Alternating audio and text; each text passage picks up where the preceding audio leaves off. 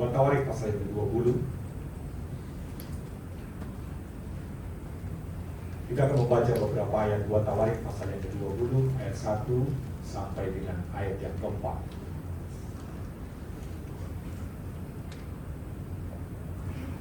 Tema tahun ini adalah Year of Decision, tahun untuk membuat satu keputusan. Nah, tema kita dalam bulan ini itu tentang lembah penentuan atau lembah keputusan. Kita lihat dalam 2 Tawarik pasal 20 ayat 1 sampai dengan ayat yang keempat. Saya akan membaca ayat yang ganjil supaya bisa membantu ayat yang benar. 2 Tawarik pasal 20 ayat 1 sampai dengan ayat yang keempat.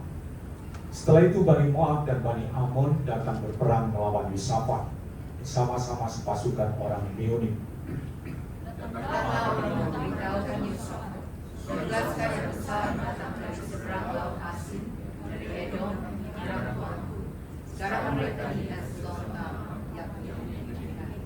Yosafat menjadi takut lalu mengambil keputusan untuk mencari Tuhan. Ia menyerukan kepada seluruh Yehuda supaya berpuasa.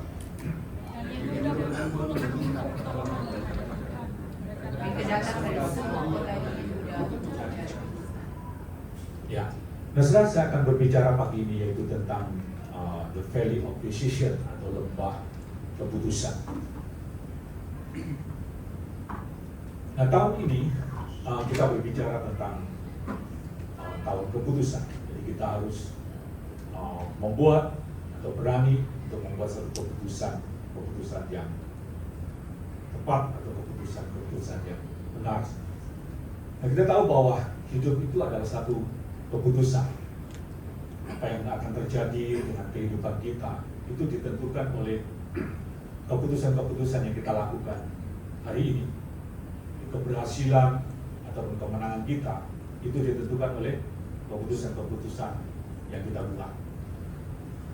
Nah, kita harus mengerti bahwa Allah itu tidak menentukan atau predetermine atau mentakdirkan kehidupan kita, tetapi Allah itu memberi kebebasan penuh kepada kita untuk membuat pilihan. Jadi apa yang akan terjadi dengan hidup kita, kita harus tahu bahwa itu adalah satu pilihan, satu choice, bukan chance, bukan kebetulan, tapi ada satu pilihan. Dan itu keputusan-keputusan yang kita buat itu yang akan menentukan kehidupan kita. Jadi keputusan yang salah akan membuat kita kalah, dan sebaliknya kalau keputusan kita benar, itu akan membuat kita berhasil untuk berkemenangan. Nah, pagi ini saya ingin share tentang lembah penentuan atau lembah keputusan ini. Nah, di dalam 2 Tawarik pasal yang ke-20, saudara di sini melihat satu cerita, yaitu di mana Yehuda atau kerajaan Yehuda itu diserang oleh tentara gabungan yang sangat besar, yaitu dari Bani Moab, Bani Ammon, dan dari Meonim. Nah, waktu Yosafat mendengar bahwa kerajaannya sedang diserang oleh tentara yang begitu besar, Yosafat di sini dia menjadi sangat takut.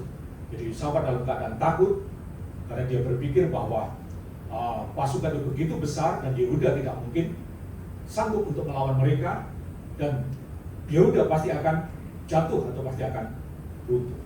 Jadi dalam 2 Tawarik pasal 20 di sini kalau saya kerajaan Yehuda itu mengalami masa-masa yang kritis, di mana mereka sedang dalam keadaan yang terjepit dalam satu kondisi yang mereka berada di lembah ketakutan ini atau dalam lembah kekelaman ini.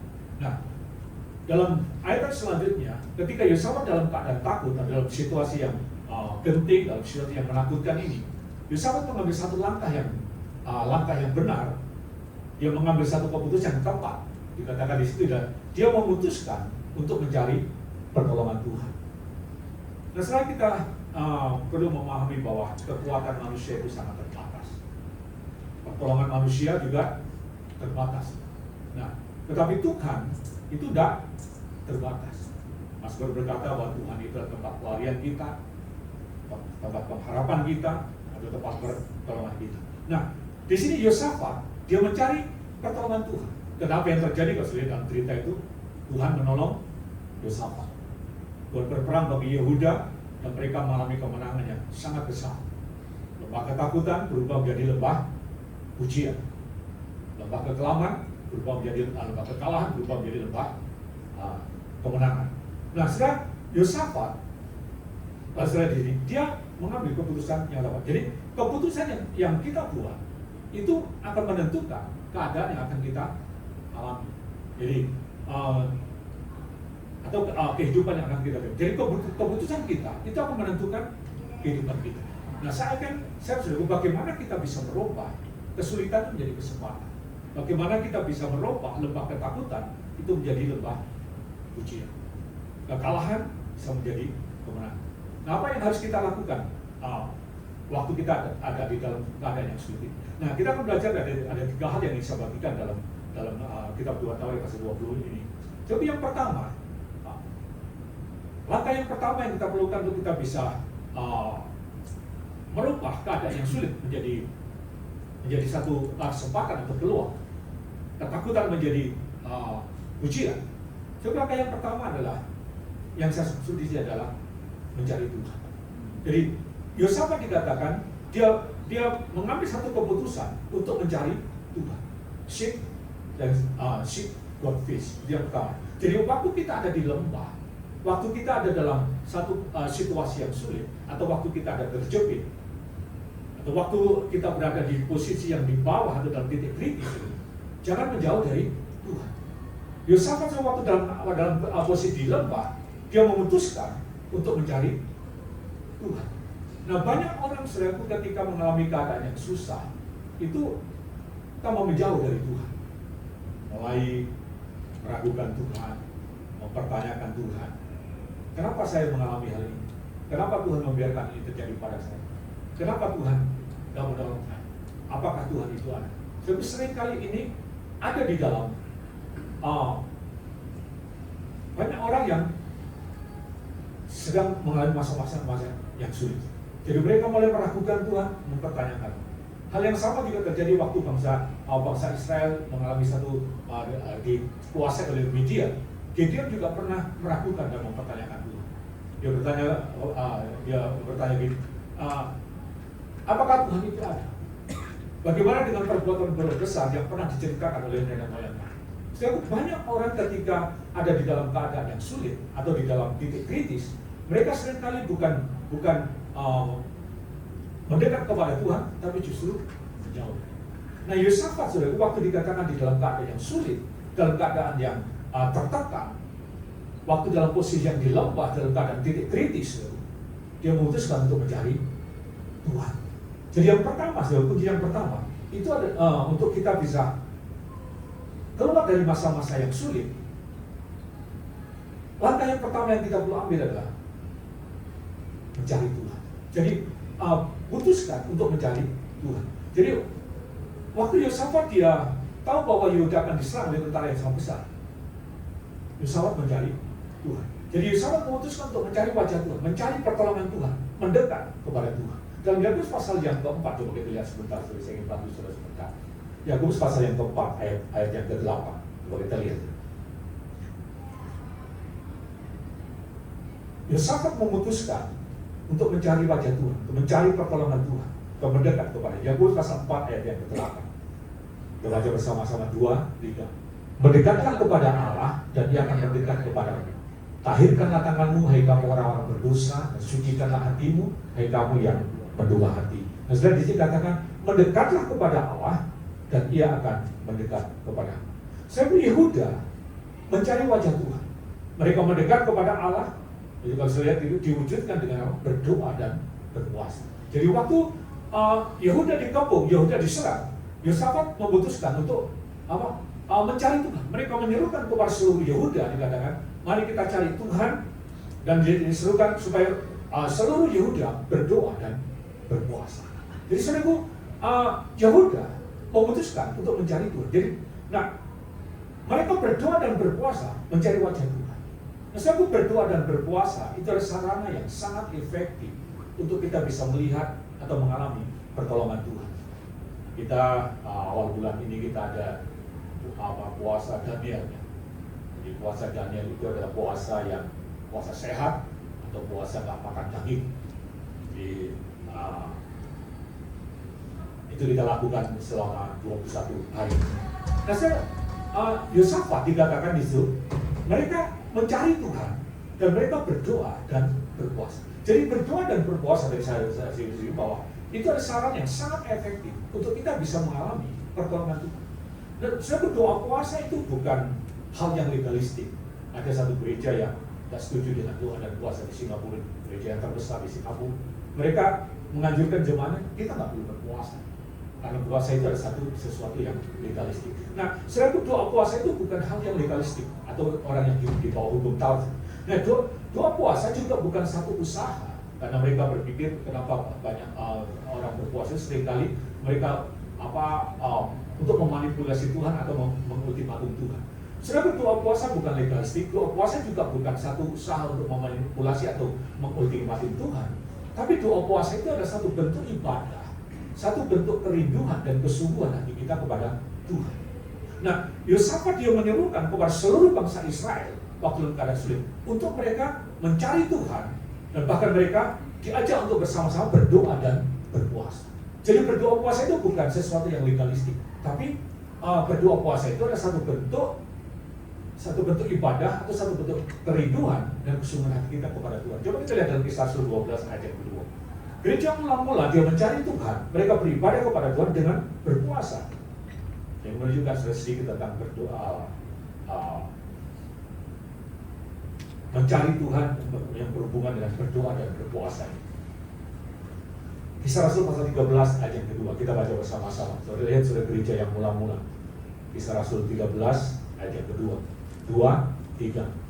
Pada suatu hari ketika mereka beribadah kepada Tuhan dan berpuasa, berkatakan Roh Kudus, khususkanlah Barnabas dan sebab itu untuk tugas yang telah kutentukan bagi mereka. So, gereja mula-mula mereka dikatakan beribadah dan berpuasa. Jadi, sebab berpuasa itu bukan legalistik, bukan juga untuk memanipulasi atau mengultimatum Tuhan. Tapi doa puasa itu adalah satu bentuk ibadah, satu bentuk kerinduan atau kesungguhan hati kita kepada Tuhan. Nah, sebab doa puasa itu satu ibadah, satu pelayan kepada Tuhan. Seperti memuji dan menyembah Tuhan adalah satu ibadah, demikian juga dengan doa dan puasa. Jadi doa puasa itu adalah satu sikap di mana kita, kalau saya sering katakan, di mana kita mengakui Tuhan, satu sikap di mana kita memerlukan Tuhan, atau satu sikap di mana kita merendahkan hati kita di hadapan Tuhan. Yakobus pasal 4 ayat yang ke-6, coba kita lihat. Yakobus 4 ayat yang ke-6. Jadi waktu kita berpuasa, itu kita mengakui Tuhan. Kita perlu Tuhan, kita merendahkan hati kita di hadapan Tuhan. Yakobus 4 ayat yang ke-6 dikatakan demikian. Tetapi kasih karunia yang dianugerahkannya kepada kita lebih besar daripada itu, karena itu ia katakan Allah menentang orang yang congkak, tetapi mengasihani orang yang rendah hati. Jadi doa puasa itu sikap di mana kita itu merendahkan hati kita di hadapan Tuhan. Nah, sebab waktu Yosafat dia menyerukan kepada bangsa Israel untuk berdoa dan berpuasa. Nah, ini menciptakan satu atmosfer yang mendatangkan perkenanan Tuhan. Jadi doa puasa itu akan menciptakan satu atmosfer yang membawa atau mendatangkan perkenanan Tuhan. Nah, ketika mereka berdoa dan berpuasa, maka firman Tuhan turun atas bangsa Yehuda. Nah, kalau sudah lihat dalam ayat selanjutnya, Tuhan berbicara kepada mereka dan kemudian Tuhan berperang bagi bangsa Yehuda. Jadi doa puasa itu menciptakan satu atmosfer yang membawa perkenanan Tuhan. Nah, kalau sudah mempelajari tentang doa dan puasa, itu ciptakan atmosfer untuk perkenanan Tuhan itu datang. Kalau sudah belajar dari tentang Esther, kita lihat dalam kitab Esther, ada satu cerita di mana waktu itu bangsa orang-orang Yahudi mau dibunuhkan, mau dibinasakan oleh Haman, oleh kerajaan yang waktu itu ada yang di wilayah Ahasverus. Nah, waktu orang-orang Yahudi mau dibunuh atau dijatuhi vonis hukuman gantung, apa yang dilakukan oleh orang-orang Yahudi? Nah, waktu itu mereka menyerukan supaya seluruh Esther mengajak orang-orang Yahudi untuk mereka berpuasa selama 3 hari 3 malam. Dan ketika mereka berdoa puasa selama 3 hari 3 malam, maka perkenanan Tuhan turun atas bangsa Yahudi. Yang tadinya harus dihukum gantung, kemudian terbalik, lawannya yang harus dihukum gantung. Jadi saudara, doa puasa itu menciptakan atmosfer perkenanan Tuhan itu datang. Nah, kalau saya belajar Daniel juga waktu dia di ultimatum bahwa orang-orang bijaksana di seluruh Babel itu akan dibunuh. Daniel saudara, dia mengajak rekan-rekannya untuk berdoa dan berpuasa. Waktu mereka berdoa dan berpuasa, perkenan Tuhan datang, dan kemudian Tuhan menunjukkan arti mimpi daripada Nebukadnezar, dan akhirnya saudara, orang-orang bijaksana yang ada di Babel, termasuk Daniel dengan teman-temannya, terlepas dari hukuman mati. Saya berdoa puasa itu membawa perkenanan Tuhan, mendatangkan perkenanan Tuhan. Waktu Nineve juga hal yang sama. Waktu Nineve diancam bahwa akan dibinasakan, Tuhan akan murka ke atas Nineve.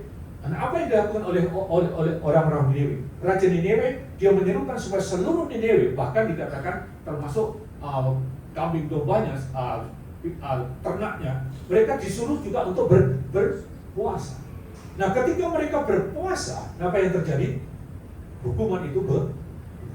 Jadi, saya berdoa puasa itu mendatangkan perkenanan Tuhan. Jadi membawa atmosfer perkenanan Tuhan yang datang atas kita. Nah, ketika Yosafat dia menyerukan kepada bangsa Yehuda supaya mereka berpuasa, perkenanan Tuhan itu datang. Jadi perkenanan itu akan datang waktu mereka merendahkan hati mereka mencari Tuhan, mereka berdoa dan berpuasa. Saya pernah mengalami hal yang begitu kelihatan waktu kita berdoa berpuasa secara korporat. Waktu kami membangun gedung di Dili, gedung yang kami bangun itu lumayan besar, itu bisa menampung sekitar 1.200 orang. Nah, waktu kami bangun, sudah tahu di Dili itu di kota kecil, itu orang bangun gereja itu tanpa IMB, semua tanpa IMB, Kanisan mayoritas Katolik. Jadi gereja-gereja bangun itu semua tanpa IMB. Nah, waktu kami membangun gereja itu, karena gereja itu lumayan besar dan itu hampir sama dengan katedral yang waktu itu ada di Dili, itu membangkitkan kecemburuan orang-orang di sana. Jadi mereka protes dengan gereja yang cukup besar di Dili, dan mereka berbicara kepada pemimpinnya supaya gereja yang ada di Dili itu yang kami bangun itu dirobohkan. Nah, permintaan itu disampaikan kepada gubernur, kepada bupati, dan akhirnya bupati perintahkan kepada PU untuk supaya gedung yang kami bangun kalau tidak ada di daerah Pantai itu dibongkar. So, waktu perintah itu keluar, saya dengar dari seseorang, Pak, saya dengar gereja yang ada di Pantai Kelapa itu diperintahkan untuk dibongkar. So, waktu saya mendengar itu saya kaget. Akhirnya apa yang saya lakukan, saya ajak seluruh jemaat, sudah kita ada mendengar bahwa ada perintah dari pemerintah bahwa gereja kita akan dibongkar. Jadi kita akan berdoa dan berpuasa. Nah, apa yang kami lakukan? Lalu kami berdoa dan berpuasa mencari wajah Tuhan. Sebab perkenanan Tuhan turun. Akhirnya bupati dia kirim surat kepada kami untuk diadakan pertemuan segitiga. Saya, uskup waktu itu yang ada, dan bupati. Jadi kami bertemu bertiga. Nah, waktu kami pertemuan bertiga, itu bupati mempersilahkan kami untuk berbicara. Kenapa bisa bangun itu dan dengan alasannya nggak ada IRB. Waktu itu sudah IMB-nya sudah kami urus, sudah berproses, sudah hampir selesai. Nah, terus kami jelaskan, saya jelaskan posisinya di mana kami sampai bangun itu. Terus waktu bupati itu mendengar penjelasan saya, dia lemparkan kepada uskup. Jadi sekarang bagaimana Pak Uskup apa yang sudah dijelaskan Bapak dia sudah diklarifikasi semuanya di negara pembangunan itu. Terus waktu mendengar itu, karena waktu itu sebenarnya saya membangun satu tempat, tapi waktu kami bangun satu tempat, di sebelahnya itu ada paroki yang mau dibangun, akhirnya kami ngalah. Jadi pasir semua yang sudah kami siap untuk bangun itu kami berikan kepada paroki. Jadi terus kami pindah ke tempat lain. Jadi waktu dia mendengar itu bahwa kami bukan bahwa hubungan kami baik dengan gereja yang ada waktu itu. Akhirnya Uskup berkata sederhana, dia berkata ini, kalau memang itu seperti itu, Pak Bupati, ya gereja ini tidak perlu dibongkar, tapi biar gereja ini tetap jalan. Siapa yang terjadi setelah itu? Bupati keluarkan IMB-nya dan gereja itu berdiri. Nah, itu kami mengalami bagaimana bahwa perkenanan Tuhan turun ketika kami berdoa dan berpuasa. Terus saya banyak mengalami dalam kehidupan saya bahwa ketika kita merendahkan hati kita di hadapan Tuhan, mencari wajah Tuhan, berdoa dan berpuasa, perkenan Tuhan kita. Salah satu yang kelihatan, saya sering cerita waktu saya bangun hubungan dengan istri saya. Waktu saya bangun dengan hubungan istri saya nggak mulus.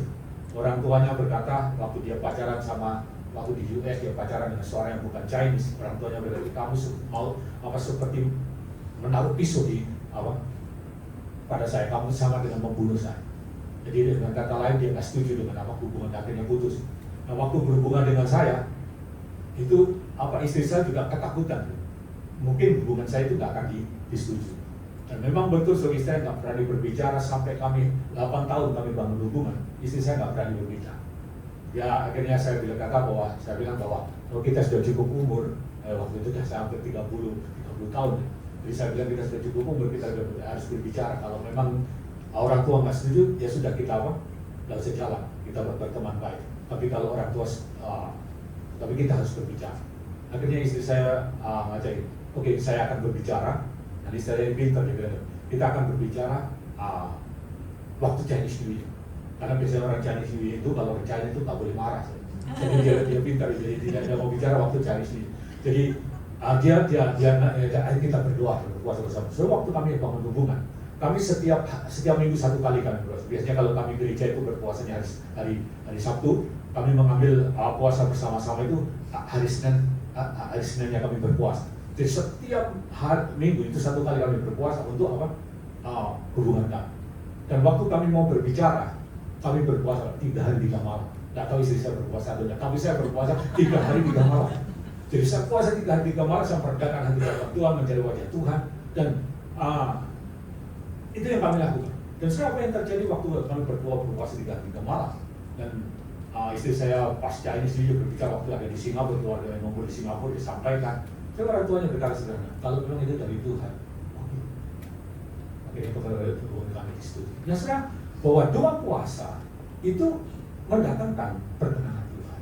Nah, Yosafat sudah dikatakan waktu mereka tentara Meunum itu mengepung mereka, Yosafat menyerukan supaya bangsa Israel berdoa dan berpuasa. Mereka mencari Tuhan, mereka mendekat kepada Tuhan, dan mereka berdoa dan berpuasa. Dan apa yang terjadi? Tuhan menolong mereka. Langkah yang pertama untuk kita bisa keluar dari masa-masa yang sulit, atau kita bisa merubah lembah ketakutan menjadi lembah pujian. Yang pertama itu kita harus mencari wajah Tuhan, mendekat sama Tuhan. So yang kedua adalah listen God voice. Listen to God voice. Yang pertama mencari Tuhan, yang kedua mendengarkan suara Tuhan. So waktu kita ada di lembah, waktu kita mengalami kesulitan, langkah yang pertama kita perlu mencari wajah Tuhan, datang mendekat pada Tuhan. Nah yang kedua, itu adalah kita mendengarkan suara Tuhan atau bertanya kepada Tuhan.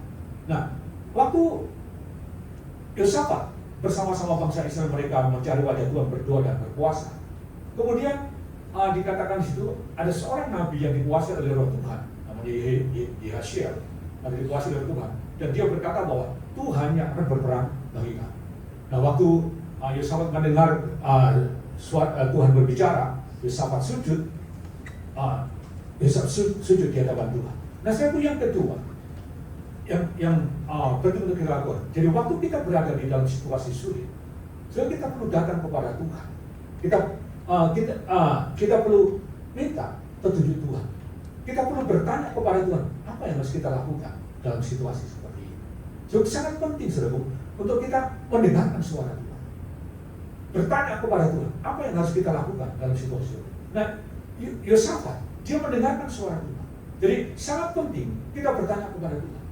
Berapa banyak saya percaya Tuhan masih berbicara sampai hari ini. Amin. Sebab mendengarkan suara Tuhan atau dipimpin oleh Tuhan, itu adalah kunci untuk kita bisa berjalan di tanah yang rata. Itu adalah kunci untuk kita bisa terlepas atau keluar dari situasi yang sulit atau keadaan yang tertekan. Nah, banyak orang percaya yang terperangkap dengan permasalahan karena melangkah atau membuat satu keputusan tanpa tanya Tuhan. Nah, Yosafat saudara, dia mendengarkan suara Tuhan. Jadi Tuhan berbicara dan kemudian dia melangkah. Jadi Nah, sangat penting saudara bertanya kepada Tuhan. Jadi, kalau saya memperhatikan, kenapa banyak orang terperangkap dengan kesulitan atau terperangkap dengan masalah? Karena seringkali itu mengambil langkah tanpa tanya Tuhan. Yosua juga pernah mengalami masalah ketika dia nggak tanya sama Tuhan. Suatu ketika waktu ada satu penduduk yang cukup besar, yaitu penduduk Gibeon, karena mereka mendengar bahwa bagaimana Tuhan berperang bagi bangsa Israel, mereka mengalami ketakutan dan kemudian ingin penduduk Gibeon ini ingin berdamai dengan Israel. Padahal waktu itu firman Tuhan berkata bahwa seluruh penduduk Kanaan itu harus dibinasakan. Nah, penduduk Gibeon ini karena ketakutan dia mau berdamai dengan Israel, jadi dia menipu mengelabui Yosua. Dia memakai pakaian yang rusak, dia berkata bahwa dia ini bukan dari Kanaan, tapi dia ini dari satu negeri yang sangat jauh. Jadi waktu mereka berkata seperti itu, dikatakan kalau sudah membaca dalam Yosua pasal yang ke-9, Yosua tanpa tanya Tuhan, dia mengadakan perdamaian dengan penduduk Gibeon. Nah, saudara, apa yang terjadi kalau lihat dalam cerita itu, penduduk Gibeon akhirnya menjadi perangkap dan jerat bagi bangsa Israel. Itu mau bangsa Israel menyembah kepada ilah-ilah orang Kanaan. Nah, sering kali orang terperangkap dengan kesulitan, dengan masalah, karena tanpa tanya Tuhan. Jadi bertanya pada Tuhan itu adalah kunci untuk kita bisa mengambil keputusan yang benar. Kalau saya memperhatikan keberhasilan Daud itu karena selalu tanya sama Tuhan. Kalau saya membaca dalam kitab 1 Samuel pasal 23, kalau saya lihat nanti dia sudah bisa baca.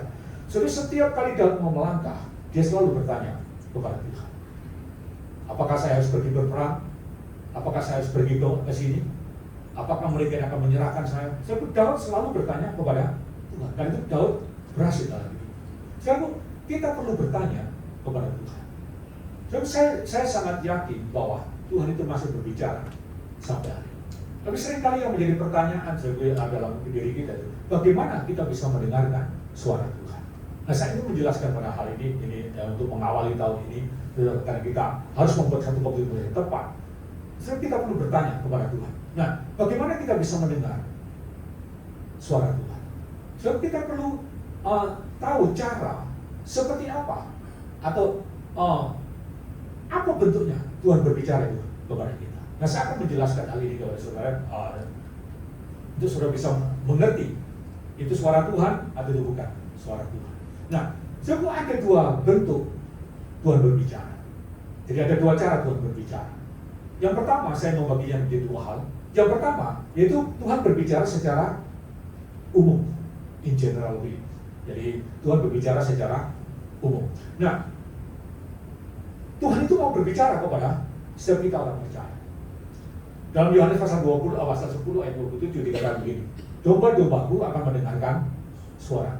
Jadi setiap orang percaya itu dapat menerima atau mendengarkan suara Tuhan.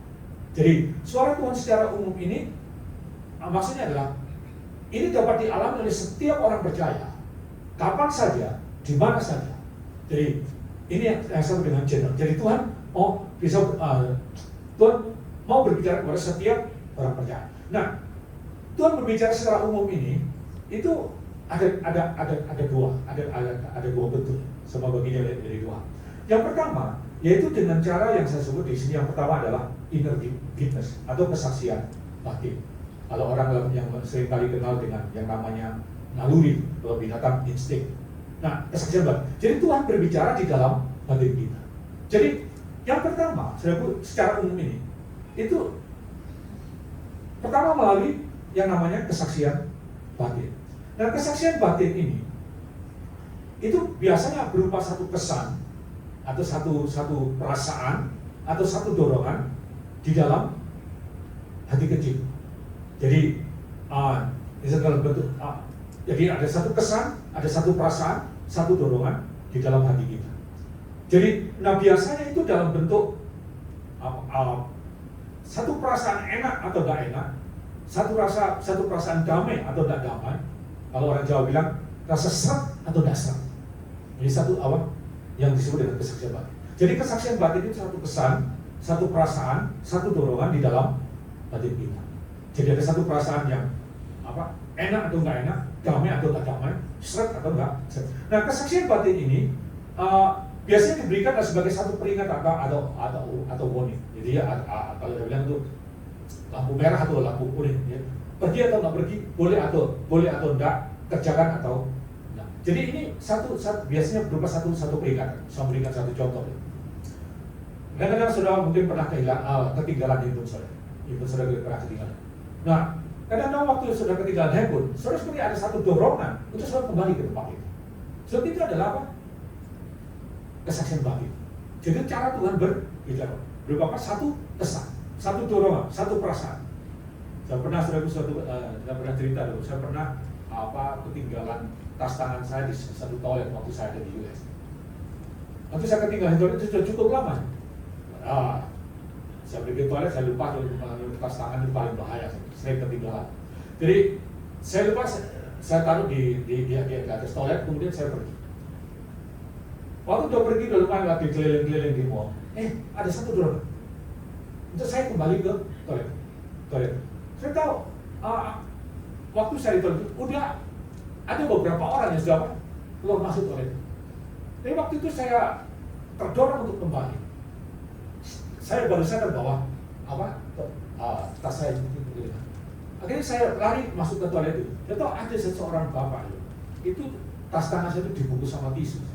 Jadi dibungkus sama tisu, dibawa keluar. Terus kemudian saya pura-pura kalau saya tegur bahwa itu tas saya kan ya. Saya pura-pura, Pak saya ada ketinggalan tas saya ada di toilet. Orang itu suka ketinggalan apa? Akhirnya ini ya tas saya. Jadi udah dibungkus tisu untuk dibawa. Jadi Tuhan itu berbicara kepada kita, itu melalui satu kesan, satu perasaan, satu dorongan di dalam batin kita. Jadi yang pertama itu melalui kesaksian batin. Nah, saya ingin menjelaskan. Jadi kesaksian batin ini ada satu peringatan atau satu warning. Kadang-kadang saudara beberapa minggu lalu saya mau pergi ke satu tempat, kemudian saya terdorong untuk buka kap mobil saya untuk cek uli sama air radiator. Dan tahu waktu saya buka air radiator mobil saya itu habis. Kalau saya mau pergi, jadi ada satu dorongan untuk kita untuk diperingatkan untuk kita melakukan sesuatu. Jadi kesaksian batin itu adalah satu kesan, satu perasaan atau satu dorongan di dalam roh kita. Jadi biasanya berubah green light atau red light. Nah, kadang-kadang kalau sudah ditawar itu pekerjaan, kemudian sudah pekerjaan ini sudah ambil atau tidak, itu ada satu kesan. Nah, kadang-kadang kalau sudah tanya Tuhan, biasanya sudah mungkin mau melangkah, karena sudah mau menerima. Tapi waktu sudah mau menerima itu terus ada satu kesan. Jangan. Nah, itu ada satu dorongan. Jadi yang pertama, Tuhan berbicara secara umum itu melalui kesaksian batin. Dua minggu yang lalu saya dengan istri saya itu pergi ke Malaysia. Kami ngurus PR saya Malaysia. Ya, Singapura sudah PR, dan Malaysia itu saya mau urus PR karena biasanya kami pakai visa itu agak ruwet. Ya, harus tiap 2 tahun, sekali dulu 5 tahun, sekali dipersulit dikasih 2 tahun. Terus kemudian paspor selalu di stamp. Saya paspor itu 1 tahun itu habis. Jadi karena selalu di stamp, kalau ke Malaysia di stamp, ke Indonesia di stamp, nah sekarang udah lumayan banyak yang auto give. Jadi, 3 minggu yang lalu saya ngurus PR saya. Sebenarnya PR itu saya sudah apply udah lumayan lama, kira-kira 5 tahun yang lalu. Tapi prosesnya itu lama sekali tunggu untuk bisa dia tuh. Sampai istri saya itu pakai handphone Malaysia itu on roaming, karena tunggu imigrasi untuk telepon itu. Tapi sering kali lupa, handphone selalu tak waktu di Singapura. Nah, tahun kemarin itu visa PR saya itu di-approve. Nah, waktu di-approve, dikirim ke rumah saya waktu di Malaysia. Nah, kita kan nggak ada di sana. Jadi dikirim itu ya ada di sana, tapi kita nggak tahu. Nah, batasan untuk mengurus visa untuk ditulis itu, kalau selama 6 bulan itu nggak diurus, itu di cancel, harus apply yang baru lagi. Nah, waktu kami pergi ke imigrasi, terus kami tanya tentang itu, kami nggak tahu surat itu, kami nggak tahu, kami hanya isi-isi aja tanya ke Putrajaya di sana, bagaimana dengan visa kami kok sudah lama kok nggak ada apa surat untuk di-approve ini. Terus dia bilang sih, anda punya itu sudah di-approve, di-approve-nya bulan April. Dari bulan April di-approve, itu kalau 6 bulan, itu bulan Oktober harus batasnya urus itu dalam bulan Oktober. Tapi saya datang itu bulan November akhir, November kemarin, waktu bulan November. Nah waktu bulan November datang, saya ini apa udah mati, udah nggak bisa lagi. Kami pergi ke Kementerian Dalam Negeri, pergi ke Kementerian Dalam Negeri tanya, mereka bilang mana, ini sudah mati, udah nggak bisa, harus apa? Apply baru lagi. Mau habis, lumayan sedih, udah ngurus lama, tapi apa ini udah. Terus kami balik. Terus saya pikir sama istri, mana ya mungkin kita coba saja. Kami hubungi orang-orang yang kenal dengan ya beberapa datuk, kami hubungi mungkin bisa membantu hubungi apa imigrasi untuk bisa ya appeal gitu. Jadi pun saya sama istri saya pulang, terus kami pergi, kita coba saja kita pergi ke tes Putrajaya lagi ke imigrasi, kita tanya barangkali bisa kita appeal. Memang persyaratan sudah nggak mungkin di-appeal, udah dari harus urus lagi. Terus kami pergi ke Putrajaya imigrasi, kami ngantri untuk tanya apa coba appeal itu kami ngantri.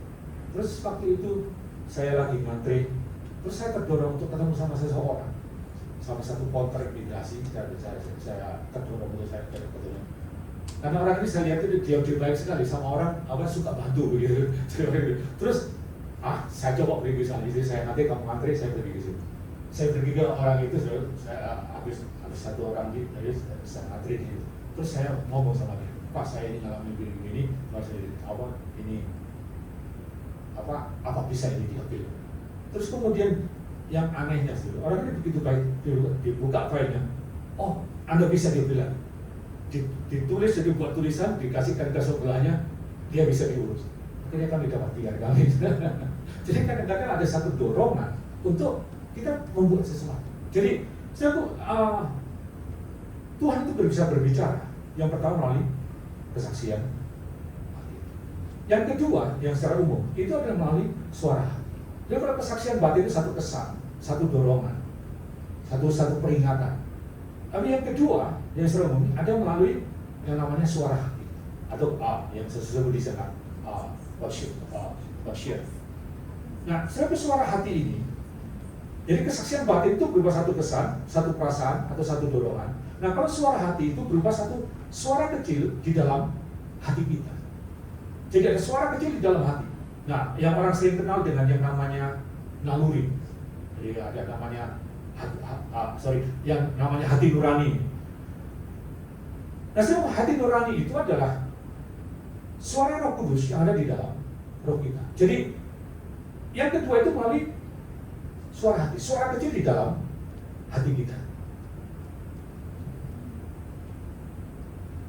Seringkali kadang-kadang saudara mungkin pernah yang ada hari ini.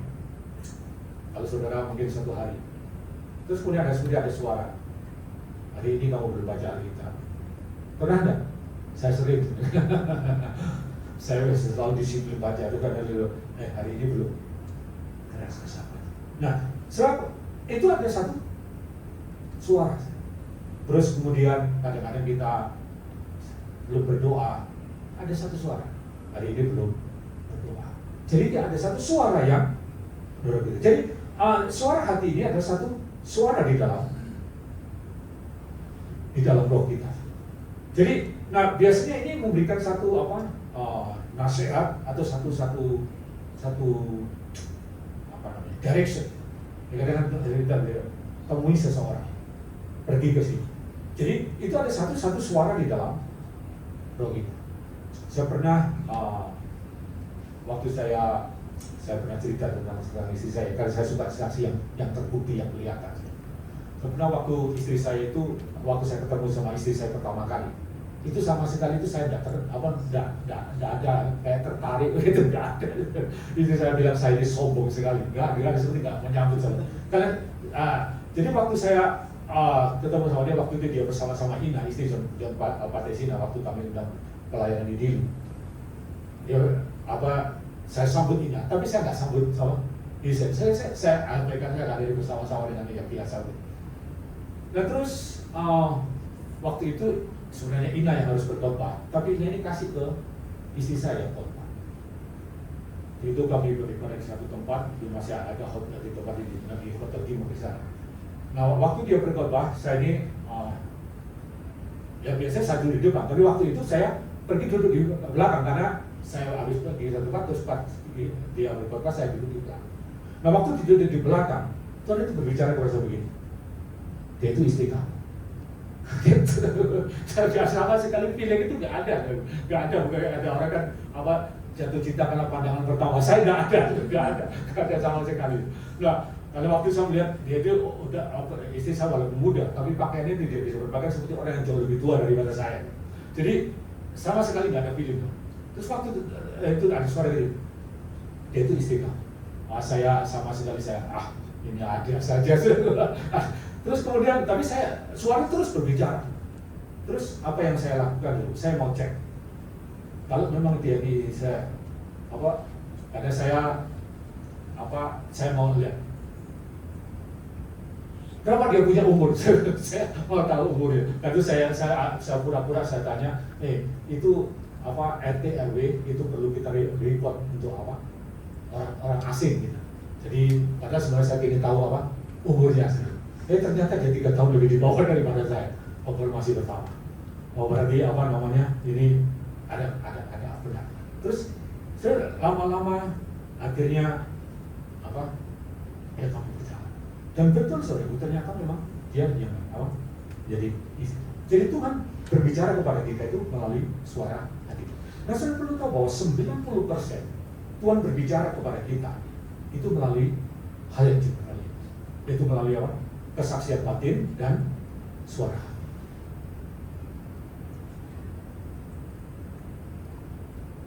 Nah, yang kedua, jadi yang pertama itu adalah secara umum, dan Tuhan yang berbicara yang kedua itu dengan cara yang khusus. Nah, Tuhan yang berbicara yang khusus ini sebelum saya ingin jelaskan kepada saudara. Ya. Tuhan berbicara kepada kita secara khusus. Nah, Tuhan berbicara dengan cara yang khusus ini maksudnya ini tidak berarti bahwa lebih hebat atau lebih wah dari cara Tuhan berbicara secara umum. Tapi Tuhan berbicara secara khusus ini maksudnya adalah Tuhan berbicara dalam bentuk ini kepada orang-orang tertentu dan dalam waktu-waktu tertentu. Nah, suara Tuhan dengan cara yang khusus ini itu nggak setiap saat atau nggak kapan saja, tapi hanya waktu-waktu tertentu. Nah, ada beberapa cara Tuhan berbicara yang secara khusus. Yang pertama, yaitu Tuhan berbicara secara audible voice, yaitu Tuhan berbicara dengan suara yang keras atau yang sepertinya terdengar dengan telinga kita. Nah, sebab Tuhan sebenarnya berbicara di dalam proses seorang, tapi karena biasanya dia berbicara dengan begitu kuat, seakan-akan terdengar dengan telinga jasmani. Nah, Tuhan bisa berbicara dengan secara audible voice. Nah, dalam hidup saya sampai saat ini, saya belum pernah mendengar Tuhan berbicara secara audible. Tuhan berbicara di dalam bro saya itu hampir setiap saat. Nah, sebab Tuhan bisa berbicara secara audible. Dan biasanya kepada orang-orang khusus dalam waktu-waktu tertentu. Saya berikan satu contoh, Tuhan berbicara secara audible. Tuhan waktu berbicara kepada Samuel. Tuhan panggil Samuel waktu dikatakan dia tidur di tempatnya Eli, di rumahnya Eli. Kemudian Tuhan berbicara kepada Samuel, dia panggil Samuel. Terus karena suara itu begitu kuat, Samuel pikir bahwa itu ada Eli yang panggil dia. Dan itu sampai 3 kali. Dia datang kepada Eli, dia bilang, Bapak, apakah engkau memanggil aku? Eli berkata, saya tidak panggil. Kedua kali yang sama, dia panggil lagi Samuel. Dia datang lagi kepada Eli, Bapak, apakah engkau memanggil aku? Dia berkata, aku tidak memanggil kamu. Kemudian Eli berkata, sepertinya dia ini mendengar suara Tuhan. Dan dia berkata kepada Samuel, kalau ada suara itu lagi, kamu berkata bahwa ini hamba-Ku berbicara kepada saya.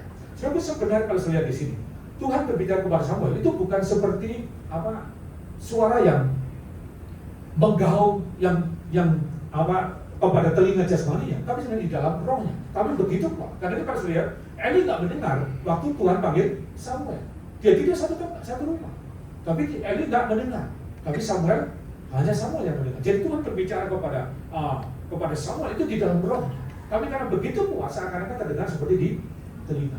Jadi Tuhan selalu berbicara dalam roh kita. Karena Amsal berkata bahwa roh manusia adalah pelitanya Tuhan. Jadi Tuhan berbicara kepada di dalam roh Samuel. Nah, waktu yang ketiga, Tuhan berbicara panggil Samuel.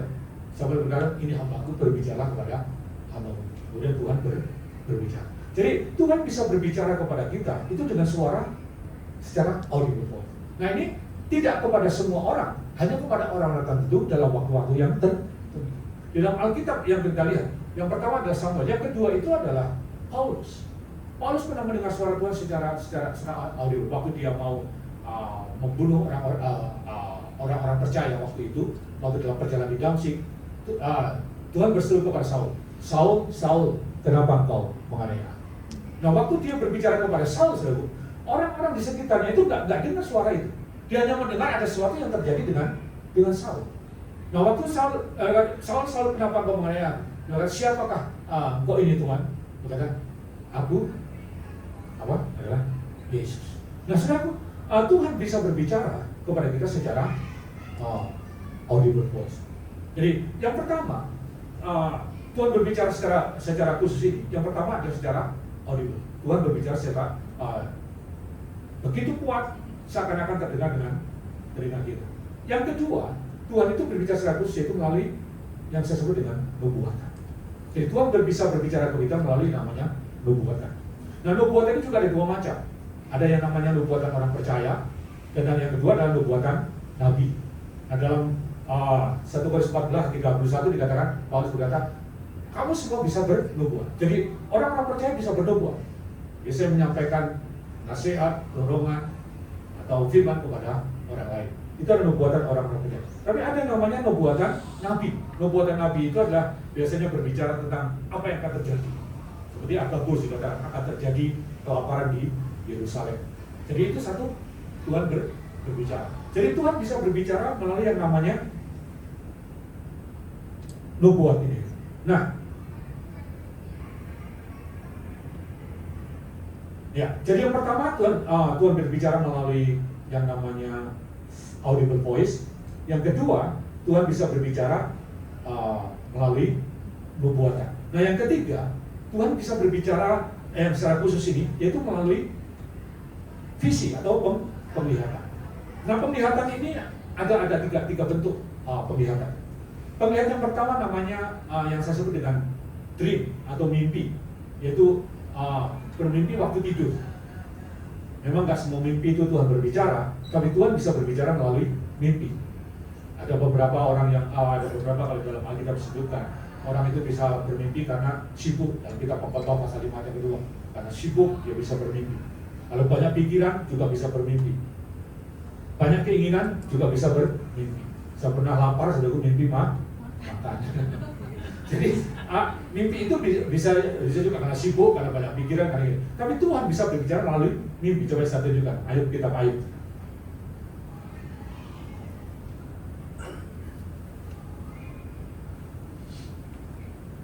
Kitab Ayub pasal 33 ayat 14 sampai 18. Kalau kita lihat bahwa Tuhan bisa berbicara melalui mimpi. Saya baca genap sudah bisa membantu ayat aja. Karena Allah berfirman dengan satu dua cara, tetapi orang tidak memperhatikannya. Dalam mimpi, dalam penglihatan waktu malam, bila orang banyak tidur, bila berbaring di atas tempat tidur. Maka ia membuka telinga manusia dan mengejutkan mereka dengan teguran-teguran. Menghalangi manusia daripada perbuatannya dan melenyapkan kesombongan orang. Ayat 18, untuk menahan nyawanya daripada liang kubur dan hidupnya daripada maut oleh lumbing. Nah, soalnya di sini Tuhan bisa berbicara melalui mimpi. Jadi Tuhan bisa berbicara melalui. Nah, contohnya Yakub waktu dia lagi tidur di atas batu, kemudian Tuhan berbicara kepada dia, melihat tangga yang naik turun antara bumi dan langit. Nah, jadi Tuhan bisa berbicara melalui mimpi. Yusuf juga Tuhan berbicara kepada Yusuf melalui mimpi. Dia mimpi tentang bagaimana bahwa dia akan diperlihatkan bahwa dia akan menjadi seorang pemimpin. Dalam kitab Kisah pasal 16, Tuhan juga berbicara kepada Paulus waktu dia melihat ada satu penduduk dari mereka yang panggil untuk supaya Paulus datang ke negeri itu. Jadi Tuhan bisa berbicara melalui mimpi. Saya pernah juga suatu ketika waktu saya pertama kali saya kepingin memberitakan Injil, saya pernah itu waktu SMA kelas 3, usia sekitar 18 tahun. Nah waktu itu saya tinggal di Sidoarjo. Sidoarjo terkenal daerah basis orang yang seberang. Jadi untuk orang memberitakan Injil itu banyak orang takut. Apalagi sana banyak orang Madura. Saya waktu itu mau membagikan traktat. Kalau orang mau bagikan traktat sangat berisiko sekali. Nah, waktu saya mau bagikan traktat, waktu lagi libur sekolah, jadi saya putuskan saya pergi dari desa saya itu di Kerembung. Saya mau pergi jalan kaki sampai ke Pandaan. Itu bagikan traktat. Itu kira-kira sekitar 20 kilo lebih. Saya mau jalan kaki untuk bagian. Nah, waktu saya mau bagikan traktat itu, saya ketakutan. Takut nanti jangan-jangan saya ditangkap. Terus ketakutan yang macam-macam gitu, mungkin bisa dihukum atau macam-macam. Nah waktu saya dalam keadaan takut itu, sebenarnya saya berpuasa. Saya puasa, saya cari wajah Tuhan. Terus saya mimpi. Nah waktu itu saya bisa bermimpi. Saya mimpi tentang pengangkatan. Waktu ini tentang hari kiamat begitu. Kemudian banyak orang-orang yang sedang dianiaya. Terus kemudian saya lagi jalan satu tempat. Kemudian saya dihadang oleh dua orang yang pakai baju putih, semua serba putih, terus dia dengan bawa pedang. Terus saya ditanya waktu saya dihadang, saya ditanya, kamu orang Kristen? Terus waktu saya ditanya itu, jawaban saya waktu itu, saya ini pendeta. Padahal waktu itu saya masih SMA dulu, nggak sekolah pendeta. Tapi saya berkata saya ini pendeta. Ternyata satu nubuatan. Jadi saya ini pendeta. So waktu dia mendengar saya pendeta, siapa yang dilakukan? Kedua pedang itu, parang itu ditebaskan ke saya. Dan waktu saya ditebas itu, tiba-tiba saya diangkat. Saya terangkat naik, saya pegang salib saya naik, terangkat tinggi, dan begitu tinggi, terus kemudian saya sadar, saya terbangun. Mungkin kalau saya nggak terbangun, saya sudah di surga. Jadi saya terbangun. Terus waktu itu Tuhan berbicara saya. Kalau kamu nggak ditentukan untuk mati syahid, kamu nggak akan mati. Kamu mati syahid itu karunia. Orang mati karena Tuhan itu karunia. Jadi itu karunia Tuhan. Nggak semua orang ditentukan untuk mati syahid. Kalau orang bisa mati syahid itu karunia Tuhan. Jadi Tuhan bilang, kalau kamu nggak ditentukan mati, kamu nggak akan mati. Wah saat itu saya berani. Saya dari situ saya mulai mau berjalan, saya pakai traktat untuk membecek. Saya aja sebelum itu, Pak ini ada kabar baik Pak, baca Pak. Ada yang pegang terima atau ada yang langsung dibuang, terus kemudian ada yang mereka marah. Lalu saya tetap bagikan dari kisah saya sampai kepada saya bagikan terang. Jadi Tuhan bisa berbicara kepada kita melalui mimpi. Jadi mimpi vision yang pertama itu melalui mimpi. Yang kedua itu juga yang saya sebut dengan yang namanya trance. Trance ini adalah di mana dalam Buddhis bukan mimpi, tapi ini dalam keadaan yang di luar kesadaran. Jadi tidak sadar, tapi dia masuk ke dalam area Allah. Nah kalau saya di dalam kitab ini ada orang yang mengalami trance itu waktu Petrus lagi berdoa, dia siang hari berdoa, kemudian dia trance, dia melihat ada satu yang turun dari langit. Di situ ada binatang-binatang yang perlu Tuhan berkata kepada Petrus, sembelih itu dan kamu makan. Tapi Petrus berkata bahwa aku ini selama ini tidak pernah makan makanan yang najis. Tapi di situ waktu Tuhan berbicara bahwa Petrus itu bisa memberitakan diri kepada bangsa-bangsa bukan orang Yahudi. Jadi Tuhan bisa berbicara melalui yang pertama penglihatan itu, pertama mimpi, yang kedua adalah trance. Trance ini dalam keadaan yang kita dikuasai oleh Roh. Bisa waktu tutup mata atau kita waktu buka mata. Jadi kita masuk dalam area. Nah contoh yang lain itu adalah Paulus dan 12 pasal yang ke-12. Paulus berkata, aku tidak tahu apakah aku dalam tubuh atau aku di luar tubuh. Tiba-tiba aku diangkat ke langit yang ketiga. Jadi ini trance. Jadi mendapatkan satu penglihatan, itu bukan mimpi waktu malam, tapi trance dalam keadaan di mana dia dikuasai oleh Roh. Dia nggak tahu di dalam tubuh atau di luar tubuh. Nah, yang ketiga itu yang disebut dengan open vision, penglihatan yang terbuka. Jadi dengan mata terbuka dia bisa melihat dunia roh. Nah, kalau saya lihat di dalam agama kita ada sekali orang-orang melihat yang bisa mengalami yang namanya open vision. Yakub waktu di tepi sungai Yabok, dia dengan open vision dia melihat melihat malaikat, dia bergumul dengan malaikat. Yosua juga dalam kitab Yosua pasal 5 itu dia melihat malaikat Allah yang ada di hadapannya. Jadi waktu itu dia berkata, Yosua berkata, kamu ini teman atau lawan? Tapi dia berkata, aku ini bala tentara malaikat. Jadi dia dengan mata yang terbuka dia bisa melihat dunia. Nah, contoh yang lain adalah Elisa.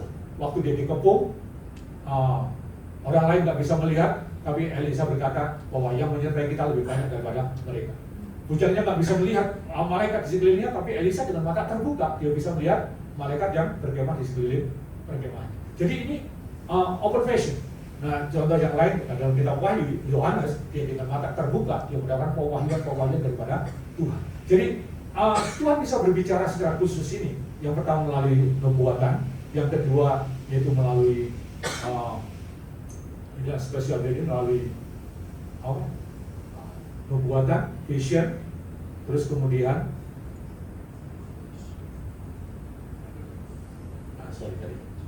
prophecy, audible voice, dan yang ketiga itu melalui melalui vision. Jadi saudaraku, Tuhan bisa berbicara secara khusus. Nah, Tuhan berbicara khusus ini kepada orang-orang yang tertentu dalam situasi tertentu, nggak kepada semua orang, tapi kepada orang-orang yang tertentu.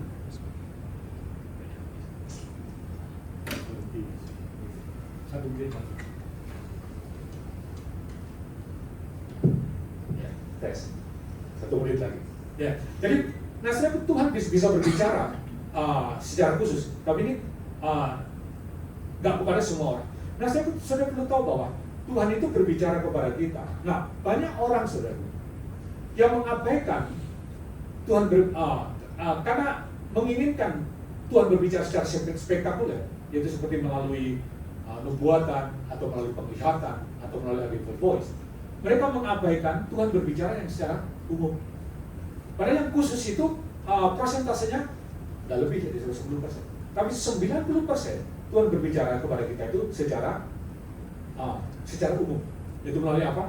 Di dalam melalui kesaksian batin dan melalui suara di dalam hati kita.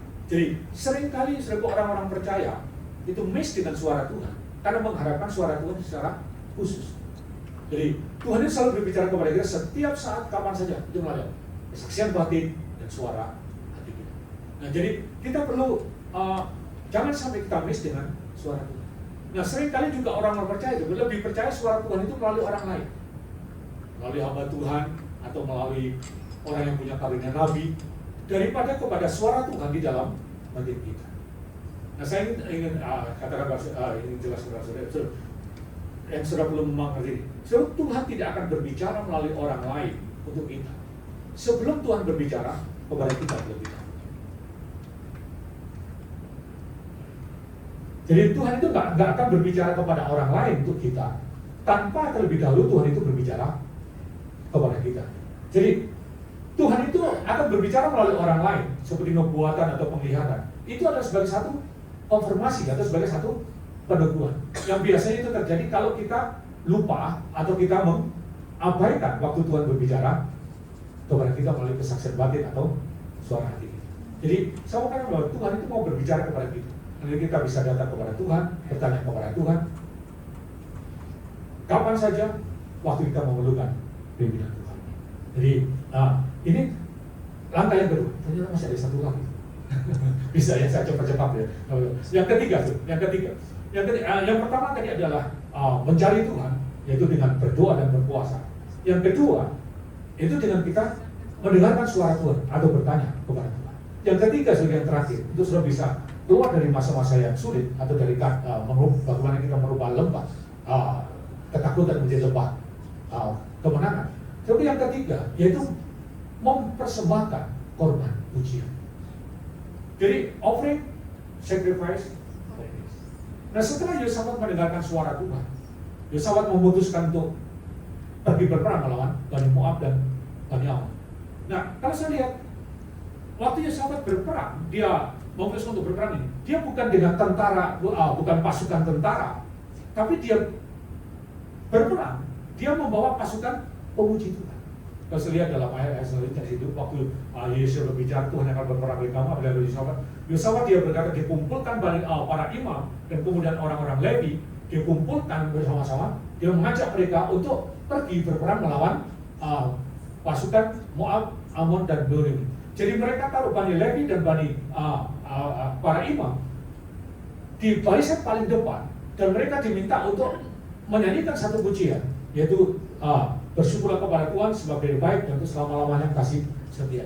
Jadi Yosafat dia memberikan korban pujian kepada Tuhan. Jadi, nah mereka mempersembahkan korban pujian kepada Tuhan. Nah, itu dalam situasi yang sulit, dalam keadaan yang tertekan, dalam keadaan yang terpuruk. Saya mau katakan kepada jangan selalu mengeluh. Kadang-kadang kita ini kalau dalam keadaan yang sulit, kita sering kali mengeluh atau kita meratapi nasib kita. Tapi Tuhan putuskan untuk apa? Memuji Tuhan. Coba, Yosafat dia memutuskan untuk memuji Tuhan. Ada kalau yang dipakai perkataan pujian di situ yada. Yada itu artinya praise, shout atau thanksgiving. Jadi pujian atau mereka berteriak dengan suara yang keras, mereka menaikkan syukur memuji Tuhan. Nah, Yosafat dia waktu dalam keadaan tertekan, dalam keadaan yang sulit, dalam keadaan yang gelap, mereka memutuskan untuk apa? Memuji, mempersembahkan korban pujian kepada Tuhan. Jadi kalau kita memuji Tuhan atau kita bersyukur waktu kita dalam keadaan yang baik, itu mudah. Tapi waktu kita dalam keadaan yang sulit, dalam keadaan yang tertekan, dalam keadaan yang terjepit, atau kita lagi terpuruk, dalam keadaan yang terendah, dalam keadaan yang di lembah, untuk kita bersyukur dan memuji Tuhan, itu tidak mudah. Tapi apa yang dilakukan oleh Yosafat pada waktu dia sedang dalam keadaan yang terjepit, dia tahu bahwa tentara itu begitu besar hendak menyerang dia. Apa yang dia lakukan? Dia memutuskan untuk mempersembahkan pujian kepada Tuhan. Bersyukurlah kepada Tuhan, sebab Tuhan itu baik untuk selama-lamanya kasih setia.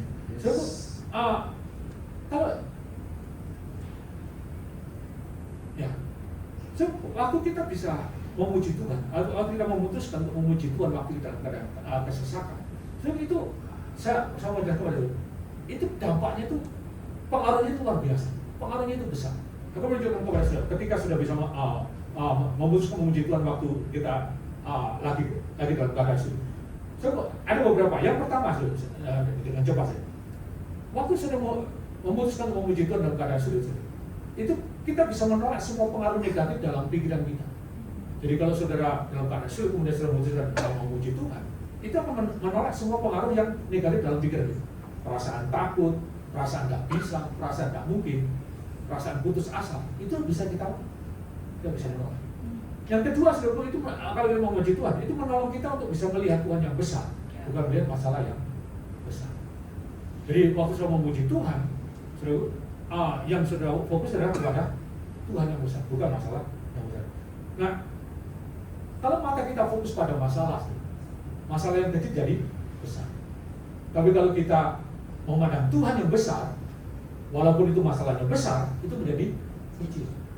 Kalau saya lihat perbedaannya antara bangsa Israel sama Daud waktu menghadapi Goliat. Bangsa Israel melihat Goliat itu raksasa, tapi Daud dia melihat Goliat itu bukan raksasa. Makanya dia memandang kepada Tuhan. Dia melihat Goliat itu bukan raksasa, tapi dia lihat Goliat itu salah satu musuh atau salah satu daripada serigala dan singa yang pernah dia kalah waktu dia menjadi gembala domba. Karena itu dia dengan penuh keyakinan dia menghadap Saul bahwa seperti salah satu daripada singa atau serigala yang pernah menyerang domba, demikianlah aku akan mengalahkan Goliat. Sebab memuji Tuhan itu akan menolong kita untuk melihat Tuhan yang besar, bukan masalah yang besar. Dia memuji Tuhan juga menciptakan satu atmosfer yang membuat kita iman kita aktif. Jadi waktu saudara dalam keadaan yang sulit, dalam keadaan yang tertekan, saudara memutuskan memuji Tuhan, itu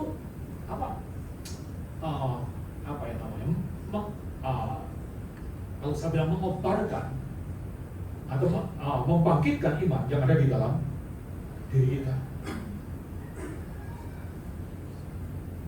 Dan hal yang paling utama, waktu kita memuji Tuhan, atau kita dalam keadaan sulit, bila memuji Tuhan, kita bersyukur, itu menarik Tuhan untuk hadir dan bertindak bagi kita.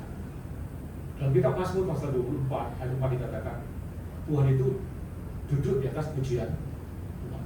Jadi waktu saudara dalam keadaan yang sulit, dalam keadaan yang tertekan, saudara bersyukur dan memuji Tuhan, saudara itu menarik untuk hadirat Tuhan datang. Itu ayat bilang itu membuka pintu surga untuk Tuhan itu turun dan bertindak bagi kita. Dan dalam kisah membaca kita masuk pasal 50 dikatakan, persembahkan syukur sebagai korban dan bayarlah nasarmu, dan bersulah kepadaku pada waktu kesesatan, maka akan melepaskan engkau. Aku akan memperlihatkan keselamatan yang dari padamu. Sebab korban pujian itu luar biasa besarnya.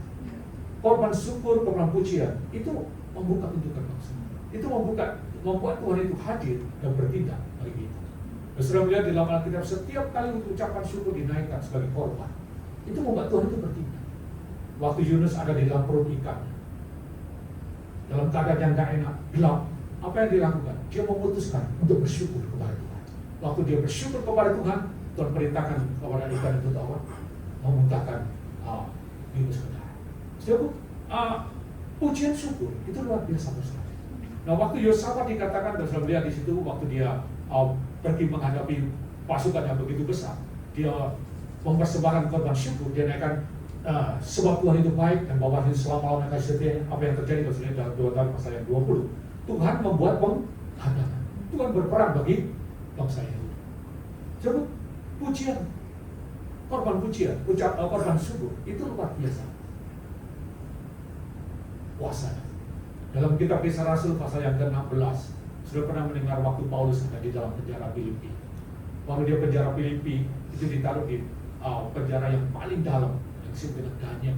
Jadi itu penjara yang paling dalam, yang paling gelap. Jadi Saulus ditaruh di penjara yang paling gelap. Apa yang dilakukan oleh Saulus pada waktu dia kedua tangannya diborgol bersama-sama dengan Silas, ditaruh di penjara yang paling gelap, dikatakan di tengah malam. Jadi saya dengan perkataan tengah malam, keadaan yang paling gelap. Apa yang dilakukan oleh Paulus dengan Silas? Dia memuji Tuhan. Dia bersyukur kepada dalam keadaan yang berat, dalam keadaan yang susah, dalam keadaan yang sakit. Dia putuskan apa? Dia bersyukur kepada Tuhan. Waktu dia bersyukur kepada Tuhan dan menyanyikan pujian kepada Tuhan, apa yang terjadi? Tuhan datang sekali. Tuhan hadir dan karena terjadi gempa bumi yang hebat, pintu-pintu penjara terbuka. So, korban syukur itu luar biasa besar kuasanya. Ada 3 hal yang kita bisa lakukan ketika kita ada di dalam di posisi di lemah, dalam keadaan yang sulit, dalam keadaan yang tertekan. 3 hal yang kita bisa lakukan. Yang pertama adalah cari Tuhan. Jangan menjauh dari Tuhan, tapi mendekat kepada Tuhan. Cari Tuhan, berdoa dan berpuasa, mencari wajah Tuhan. Yang kedua adalah yang kita perlu lakukan adalah kita mendengar suara Tuhan. Bertanya kepada Tuhan, apa yang harus kita lakukan? Kita dengar suara Tuhan. Dan yang ketiga adalah persembahkan korban pujian. Dalam seperti ini.